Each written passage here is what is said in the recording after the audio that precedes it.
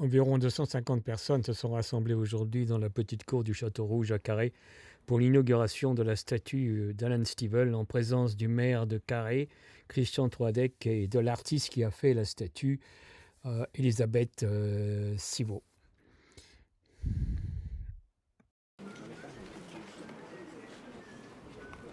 Des Madornol, des Guémarmat et Carhaix.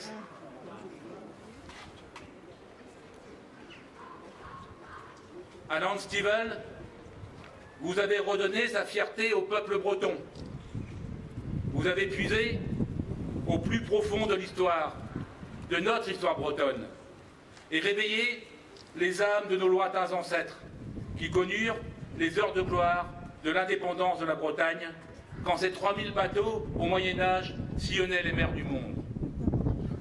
Alan Stivell, vous avez relevé la tête des milliers de soldats bretons du camp de Conly qui ont perdu la vie, oubliés dans leur tragique destin. Alan Stivell, vous avez redonné confiance aux centaines de milliers d'enfants, que dis-je, millions sans doute, enfants condamnés par Jules Ferry à renoncer à leur langue, la langue bretonne, vivant un traumatisme terrifiant, le sabot au cou. Alan Stivell, vous avez levé l'espoir, toutes générations confondues, de millions de Bretonnes et de Bretons, non seulement sur la vieille terre d'Armorique, mais aussi à travers le monde. Après des siècles de honte, ce foudroyant sentiment d'être taxé de plouc par le regard et le propos de l'autre, vous avez fait rejaillir la dignité. La fierté de tout un peuple, le moteur de toutes les réussites. Vous représentez tout cela, Alan Stivell, par votre musique, par vos mots, par la langue bretonne, par votre militantisme, par votre poésie aussi. Je viens d'un pays musicien. Liesse, colères et remords amènent des vents hurleurs sur le clavier des ports. Par la dernière lame, par l'ultime allènement, par le dernier frémissement, par le jet sur la branche, par la dernière chanson, par la joie dans la grange, par le vent qui se lève, par le matin qui vient tout simplement, comme l'a écrit admirablement le poète Xavier Graal à notre éveilleur de conscience. Vous avez, Alan Stivell, toute votre place dans ce panthéon des plus populaires des Bretons, aux côtés de Raymond Kérusoré, le magicien du ballon rond, les 4 grands vainqueurs bretons du Tour de France, Lucien Petit-Breton, Jean Robic, Louison Bobet et Bernard Hinault, des sœurs Godec qui vous ont inspiré, représentantes des femmes paysannes du centre-Bretagne et du chant populaire, d'Anatole Lebras, poète historien inspirateur de l'Enzao, du général de la Bollardière aussi, le militaire qui a su dire non à la torture en Algérie, des plus représentatifs des cheminots, l'histoire locale et bretonne, d'Ernest Brochet, mais aussi et encore d'Angela Duval, la poétesse paysanne solidaire des prisonniers politiques du FLB, et de Sébastien Lebalp, héros des bonnets rouges, martyr de l'impitoyable répression royale avec ses frères de révolte et chantre de la libre Armorique. Vous nous avez, Alan Stivell, et vous nous faites rêver. Que chaque petit Breton, petite Bretonne, fréquentant ici, derrière nous, l'école de musique du Poher ou la médiathèque de Carhaix, trouve matière à réflexion et à inspiration, chacun à sa façon, génération après génération, en admirant cette magnifique sculpture que nous découvrons dans quelques instants de l'artiste Elisabeth Civaux, et que ces enfants poursuivent votre œuvre poétique et musicale et transcendent ce combat pour la Bretagne, qu'elle retrouve enfin pleinement son autonomie et ses droits. Trogarez Vraz, Alan Stivell.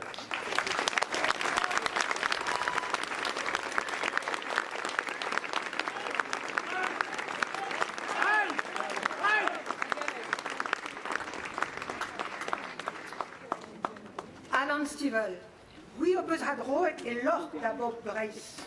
Tellen de pus dames us am serio koson istor breis. Or brodium, adiunet op us in eeuw on in dadu abel.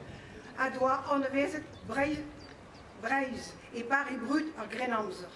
Oa hi dizalge, aber vege 3000 vagues au redigar moriu ar belabes.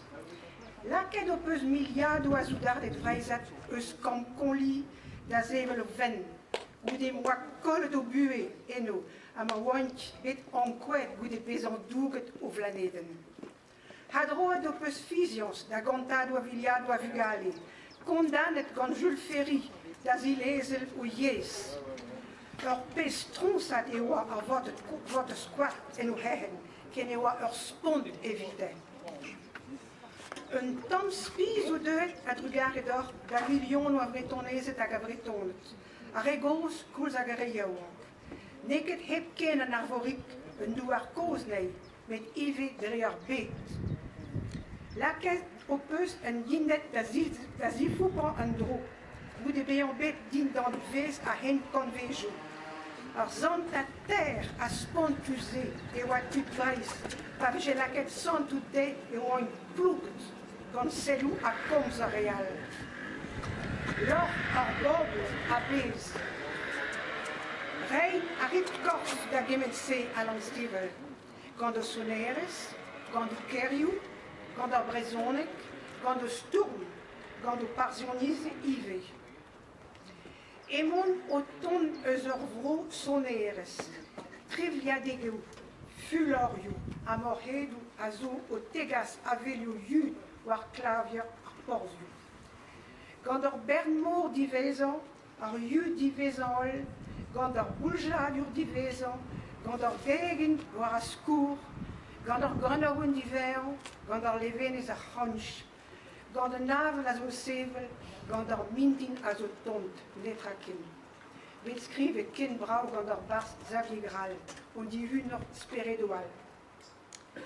Galout a reot hui kavout o plas ar Panthéon.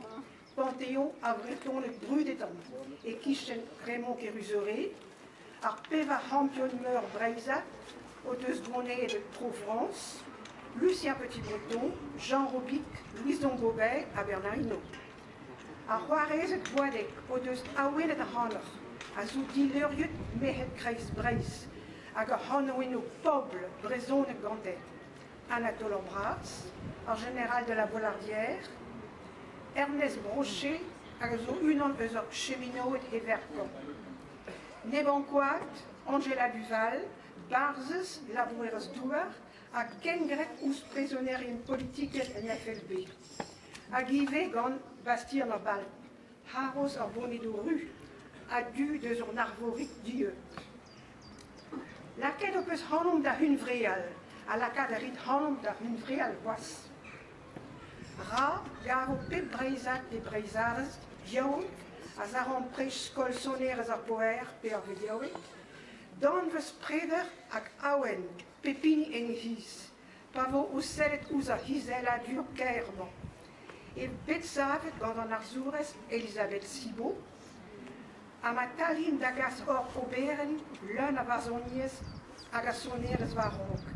A ma vanyo vont dreist ar stourmze, a blanmo ma vo emren breistoaz, hag a dare, hag a hatkavo e gwirioù davat.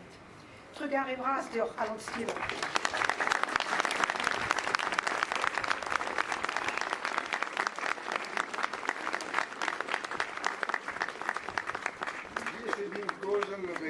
Esor edin kauna met de zo'n laat nevet begeriou kahez kierben randvo kierne huen. Diesekout peut laat vidonner nog une brase. C'est quand même difficile pour moi de dire cet honneur si grand, de remercier Christian, de remercier Pierre, de remercier tous les élus.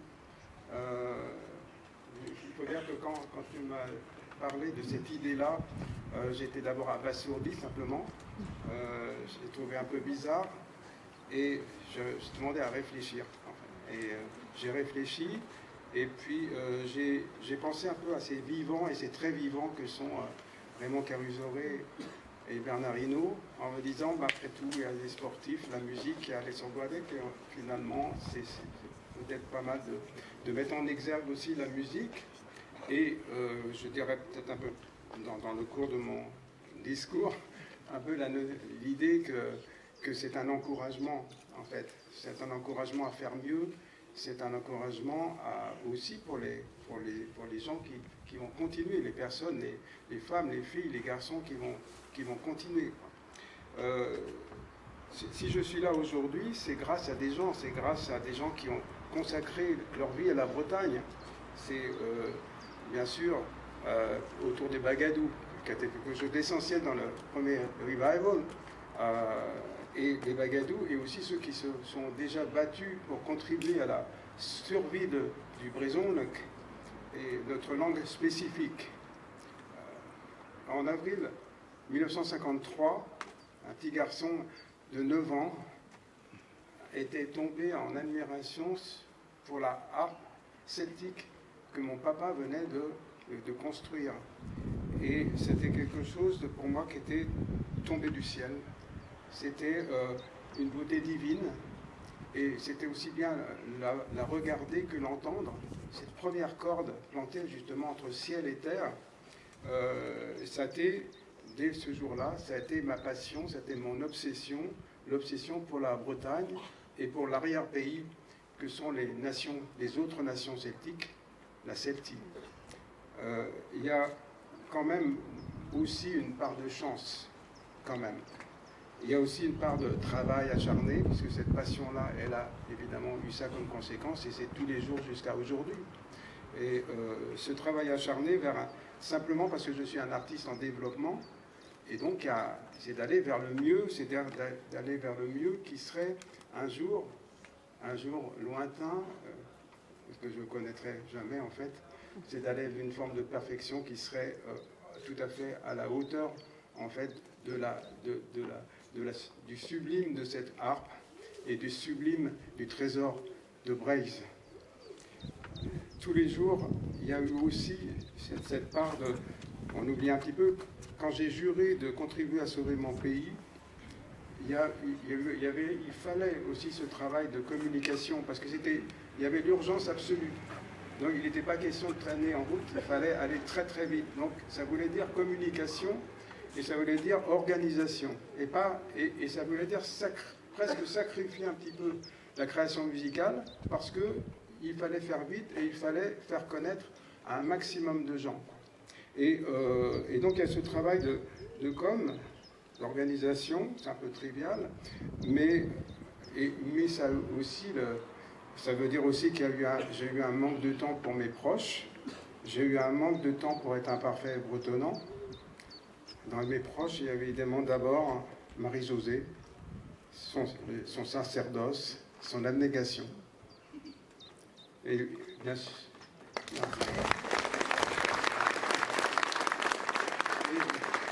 il y a eu évidemment le soutien et l'amitié du public, de vous, qui a été jusqu'à aujourd'hui un réservoir d'énergie. C'est mon deuxième réservoir, en fait, dont je ne pourrais pas me passer. Je vois donc un encouragement de par vérité, mais je voudrais arriver à la grande sculptrice Elisabeth Cibot, à l'œuvre prolifique qu'on applaudit.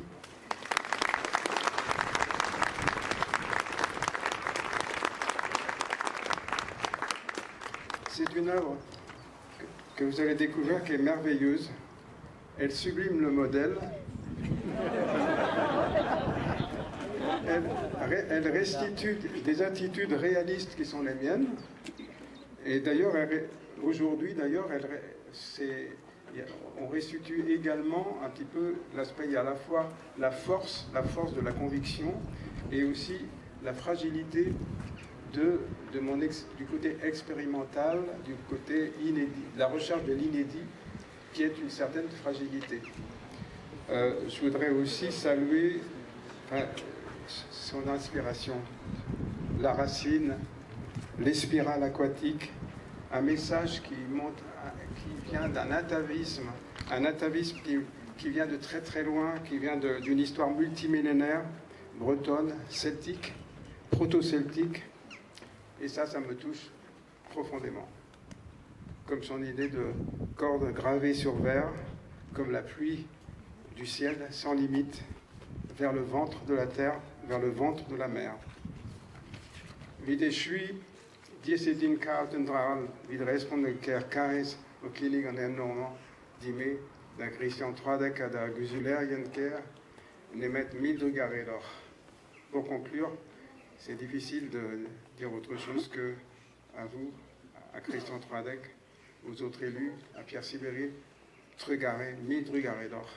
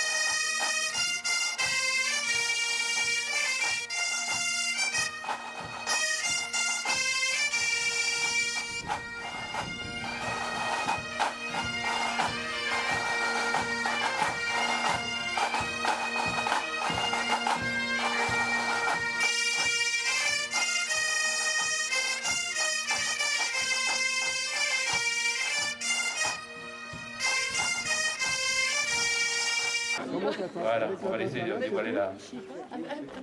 Voilà. C'est un da triper, un dao, tri. Dedans. Un dao. Ça va partir avec la... Oui, oui, ça va. Ouais, ouais. Bon, tu peux prendre, on va tirer. Allons, c'est prêt? On y va? Allez, on y va.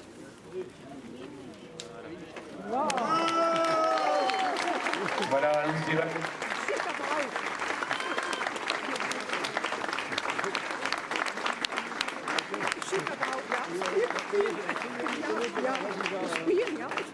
On va demander à Elisabeth Thibault si elle veut bien par rapport à cette magnifique œuvre que Alain, bien sûr, a validée avant qu'elle ne soit adressée à la Fonderie. De bien vouloir nous dire un petit mot, si vous voulez bien, Elisabeth Thibault. C'est bon, ça fonctionne?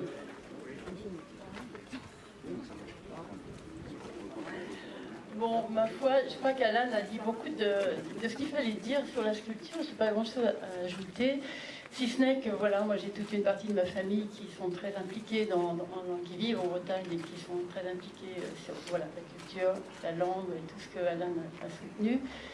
Et puis, bon, moi aussi, quand j'étais jeune, plus jeune, j'allais au festival et j'écoutais Alain déjà à l'époque. Et voilà. Et donc, en fait, c'était un grand plaisir, beaucoup d'émotions et puis un grand, comment dire, un moment d'échange, bien qu'on ne se soit pas beaucoup vu physiquement, on a beaucoup correspondu sur cette œuvre. Et pour bien se comprendre et que passe cette émotion de racines justement par rapport à la culture celtique, à la Bretagne, et c'était l'idée de la branche qui sortait et qui tenait l'art, voilà, qui n'est finalement qu'un outil qui permet de transcender justement voilà, toute cette énergie qui vient de la terre et puis la musique évidemment et l'idée du vers, parce que justement le vers c'est quelque chose qui laisse passer la partie spirituelle, c'est-à-dire la transparence, voilà, l'idée de la pluie, l'idée de l'eau, tout ça, et qui correspondait, il me semblait bien, avec l'instrument. Ensuite, bien sûr, il y a eu beaucoup de travail d'études, beaucoup de spectacles, enfin, j'ai regardé pas mal de films pour capter un petit peu l'énergie voilà, d'Alain quand il est avec la harpe. Et puis voilà, on a eu surtout un bon moment d'échange. Là, c'était vraiment important. Le reste, le reste après, c'est de la fabrication. Enfin, je ne vais pas développer là-dessus, hein, ça n'a pas beaucoup d'intérêt. L'important, c'est ce que vous voyez. Enfin, c'est long, voilà. En gros, il y a 1 an de travail, voilà, on va dire. Il y a 1 an, puisque de la maquette jusqu'à la pose, voilà, c'est 1 an. Et bon, évidemment, je remercie Christian, la ville de Carhaix qui m'ont fait confiance, et puis surtout Alan pour tous les échanges qu'on a eu ensemble. Pour la petite histoire, mais ça rejoint aussi la grande histoire, Elisabeth Cibot, quand elle disait qu'elle est attachée à la Bretagne, à la culture et à la langue bretonne, est également la cousine de Guelta Sarfur. Voilà. Voilà. On vient jamais de nulle part. On vient jamais de nulle part. Merci également aussi à la région Bretagne qui a participé au financement de cette statue avec la ville de Carhaix, ainsi qu'au département du Finistère. Je tenais à les remercier parce que ça a donné le coup de pouce nécessaire à l'organisation de cette fête et en même temps à la réalisation de cette statue. Merci aux 2 présidents des 2 collectivités concernées. Merci à eux.